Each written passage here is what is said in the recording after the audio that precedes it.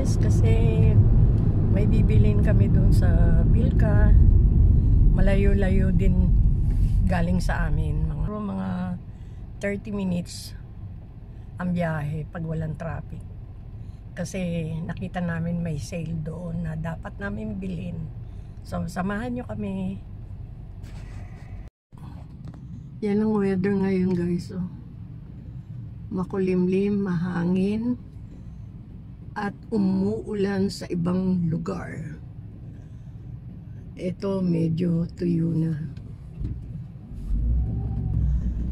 Tsaka makikita nyo yung mga dahon sa mga puno, medyo nag-iiba na, nagsisimula na.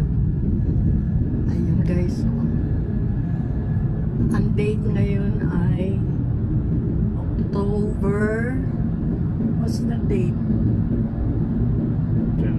Jeg har ikke min telefon. Jeg mener det er den 5. eller 6.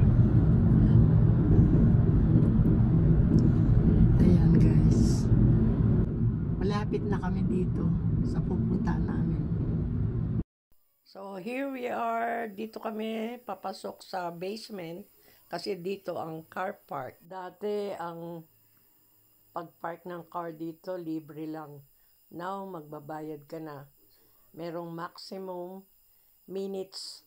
Pag lumagpas ka, magbabayad ka. At saka wala kang alpas kasi nasa camera guys. May cam.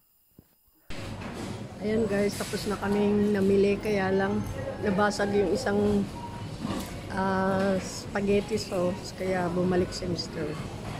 Ito yung napamili namin guys. Dito kami sa Bilka. Ayan ang mga nabili namin guys. Ang daming rice, 20 kilos. Tapos ayan na, napalitan na yung pasta. So yan lang ang binili namin dito guys. So papunta na kami dun sa car park. Pero magbabayad muna kami. Tingnan kung may babayaran kami parking. Ayan guys. Kasi depende sa minutes. De gratis. So it's free. Nice to know. Usually guys, pag nag-grocery kami dito, gusto namin gabi. Eh kaso ngayon, nagmadali si Mr. Kaya ayan, nakikita niyo ang daming car dito sa car park. So ilalagay lang namin ito and then pauwi na kami. So yan lang ang binili namin dito guys. Malaki yung na-discount namin sa rice. Kaya imbis na 25 kroner yung bayaran niya, naging 14 Danish kroner lang, di ba? Laki ng tipid. Thanks for watching.